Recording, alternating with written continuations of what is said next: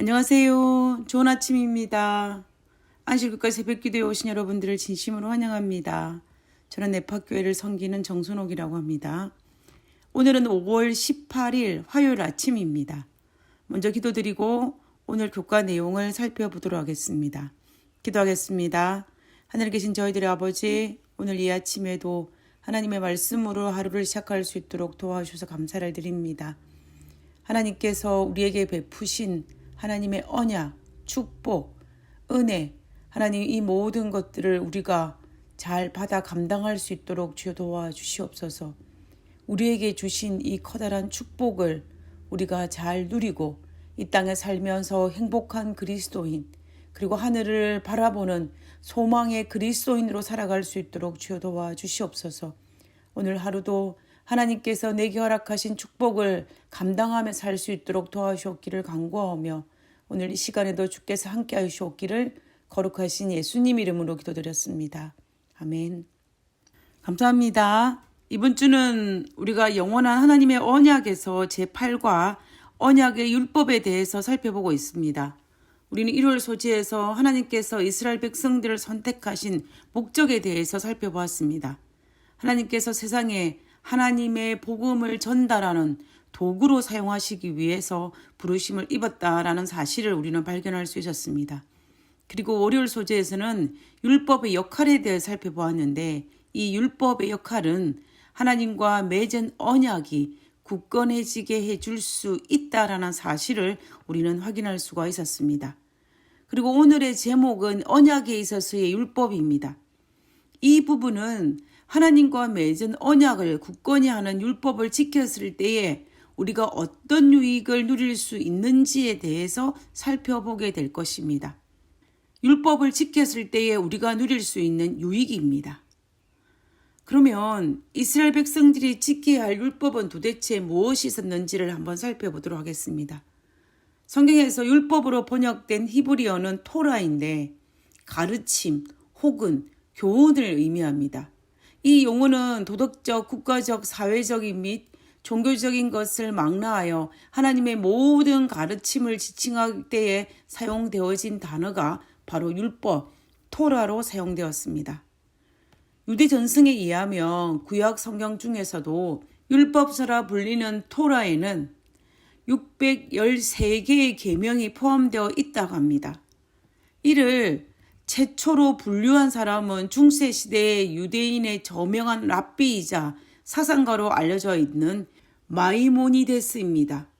613개의 율법 중에 하라는 긍정적인 형태로 된 계명으로 248개이며 하지 말라고는 부정적인 형태로 된 금지 계명은 365개입니다. 이 숫자적인 개념에서 어떤 이들은 248개는 우리 몸의 신체의 기관을 개수라고 합니다. 그리고 하지 말라고 하는 부정적인 형태의 365개는 우리가 1년이 365일이지 않습니까? 365일 동안 매일 하나님께서 우리에게 금지하라고 말씀하신 것을 지키며 그리고 우리 몸의 신체 일부니 248개의 긍정적인 측면에서 우리의 삶의 일부분이 될 때에 우리는 하늘의 축복을 감당할 수 있다라는 것을 우리는 숫자적인 개념에서 한번 생각해 볼 수 있는 부분인 것 같습니다. 다 외우기도 힘들 만큼 그 많은 613개나 되는 율법을 지키는 것이 결코 쉬워 보이지는 않습니다. 그렇지만 이스라엘 백성들이 지혜롭게 살아갈 전반적인 모든 부분에 대해서 지혜로운 권면을 하고 있습니다. 그 율법은 이스라엘 백성들이 농사 일로부터 시작하여서 국가의 통치와 사회적인 관계 그리고 예배에 이르기까지 다시 말하면 우리 삶의 전반적인 모든 부분을 다 다루고 있을 만큼 이 613개가 포함되고 있는 율법은 광범위한 것입니다. 이 모든 것들을 잘 준행하고 순종하게 되면은 행복하고 풍성한 삶을 누릴 수 있다라는 것입니다. 우리는 어릴 때 부모님으로부터 많은 부분을 교육을 받았습니다. 그때는 부모님의 잔소리로 생각했던 것들, 때로는 듣기 싫고 때로는 피하고 싶었던 그 많은 부분들이 우리가 어른이 되어서 성장해 가다 보면은 부모님의 가르침이 얼마나 우리의 삶에 유용한 것이며 우리가 사회생활 하는데 정말 꼭 필요한 것임을 알지 않습니까? 부모님께서 우리에게 어릴 때 우리가 잔소리로 생각하며 듣기 싫어했던 그 가르침을 포기하지 않고 끝까지 자녀들에게 끊임없이 가르치기를 계속하였던 이유는 단 한 가지입니다. 우리가 앞으로 성장하여 살아가면서 사람들과 더불어 살아갈 때에 행복하고 더욱 풍성한 삶을 누리게 하기 위한 것이었습니다. 우리가 우리 자녀들에게도 이런저런 이야기를 하는 이유도 동일합니다. 우리의 자녀들이 행복하고 더욱 풍성한 삶을 누리게 하기 위해서입니다. 그리고 다른 사람들에게 해를 끼치지 아니하고 다른 사람들과 더불어 행복하게 살아가고 하나님 안에서 아름다운 자녀로 성장할 수 있게 하기 위해서 우리는 포기하지 아니하고 자녀들에게 교육하고 있지 않습니까? 이 모든 것들이 다 우리의 자녀들이 행복하고 풍성한 삶을 누리기 위한 것이기 때문에 우리도 또한 우리의 부모들처럼 포기할 수 없는 것입니다. 하나님께서 우리에게 율법을 주어 지키려 하시는 것 역시 우리가 행복하고 풍성한 삶을 살기 위한 것이 바로 목적이라는 것입니다. 실제로 우리가 어릴 때 부모님께 배운 지식을 잘 활용하여 살아간다면 우리는 정말로 더 나은 삶을 누리게 될 것입니다. 그래서 시편 1편 2절에서 여호와의 율법을 즐거워하며 그 율법을 주야로 묵상하는 자를 복되다라고 한 것이었습니다. 그럼 오늘의 기억절 신명기 10장 12절에 있는 말씀을 한번 읽어보도록 하겠습니다. 이스라엘아, 내 하나님 여호와께서 내게 요구하시는 것이 무엇이냐?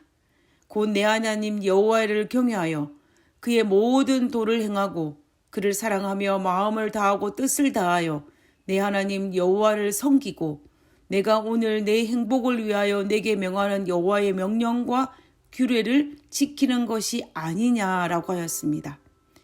우리는 여기에서 분명히 하나님께서 요구하시는 것은 여호와의 명령과 규례를 지키는 것인데 그것은 오늘 우리의 행복을 위해서 하나님께서 명하는 여호와의 명령과 규례를 지키라고 하셨다라는 것입니다. 하나님께서는 여기에 분명히 그 사실을 밝히고 있습니다. 하나님께서 우리에게 율법을 지킴으로 말미암아 우리가 이 땅에서 누릴 수 있는 축복과 행복과 풍성함을 누리게 하기 위해서 하나님은 끊임없이 정말로 우리 부모님께서 우리에게 했던 것처럼 때로는 잔소리처럼 들릴 수 있는 계속된, 지속된, 반복되게 하나님의 율례와 율법을 지키라라고 말씀하신 것입니다. 한 부부가 있었습니다. 할아버지는 매번 사람들 앞에서 자신들이 얼마나 평생 동안 행복한 부부 생활을 하고 있는지를 자랑하곤 하였습니다. 그러면서 항상 하는 말이 우리는 단 한 번도 서로의 의견이 달라서 싸워본 적이 없다라고 자랑을 했습니다. 이 자랑을 할 때마다 할아버지는 목소리에 힘이 들어가서 사람들에게 자랑을 하곤 하였습니다. 그러면 그 옆에 있던 할머니는 아무 말씀도 하지 않으시고 그냥 옆에 조용히 앉아 계셨습니다. 그러던 어느 날, 그날도 할아버지는 또 평생 동안 자기 부부는 의견이 달라서 한 번도 싸워본 적이 없다라고 자랑을 한바탕 늘어놓았습니다. 그 이야기를 한참 듣고 있던 사람들이 할머니에게 여쭈어 보았습니다. 할머니도 생각하기에 평생을 두 분의 의견이 서로 다르지 않아서 항상 일치했는지를 여쭈어 보았습니다. 한참을 생각을 하다가 할머니가 이야기를 했습니다. 아이고야, 우리 집 양반이 하도 고집이 세서 그냥 내가 맞춰주니까 의견이 같지 생각이 같기는 뭐가 같아요? 라고 이야기했다고 합니다. 어쩌면 평생을 서로 배려하고 존중하면서 살아야 하는 부부 생활의 한 율법을 남편은 지키지 않았던 것입니다. 그러니 비록 아내의 희생으로 말미암아 부부 관계는 유지하고 있었을지는 모르지만 아내는 행복하고 풍성한 결혼 생활을 하지 못했던 것입니다. 그리고 할아버지 역시 자신도 할머니를 배려하고 존중했다면 더 행복하고 풍성한 결혼 생활을 누렸을 것입니다. 그리고 할머니도 행복한 결혼 생활을 하였을 것입니다. 서로 자신의 의무를 다할 때에 더 나은 행복과 풍성한 삶을 누리게 되는 것입니다. 하나님은 이스라엘 백성들에게 이 사실을 알고 있었기 때문에 이스라엘 백성들에게 어쩌면 지겨울 정도로 하나님의 율법을 지키라고 순종하라고 이야기했던 것입니다. 이스라엘 백성들이 율법을 지키는 것이 축복과 행복한 삶의 비결임을 진심으로 알고 적용하여 살아갔다면 그들은 나라가 망하지도 아니하였을 것이고 나라를 잃어버리지도 아니하였을 것이고 그들은 더욱 행복하고 풍성된 삶을 누렸을 것입니다. 2021년도를 살아가는 우리들도 마찬가지입니다. 우리들도 그리스도인으로 지켜야 할 의무를 순종하여 행하는 것이 부담이 아니라 행복하고 축복을 받는 비결임을 알고 내가 자원하여 즐거운 마음으로 순종한다면 우리는 우리의 삶이 더 풍성한 그리스도인의 삶을 누릴 수 있을 것입니다. 그러한 삶을 실천할 수 있는 우리 모두가 되기를 간절히 바랍니다. 그러면 기도드리고 오늘 교과 내용을 마치도록 하겠습니다. 우리의 행복을 위해 허락하신 많은 교훈과 명령들이 왜 이리도 부담스럽게 느껴질 때가 많은지요. 하나님의 사랑을 더 깊이 깨닫고 율법의 요구에 기쁨으로 순종하게 도와주시옵소서.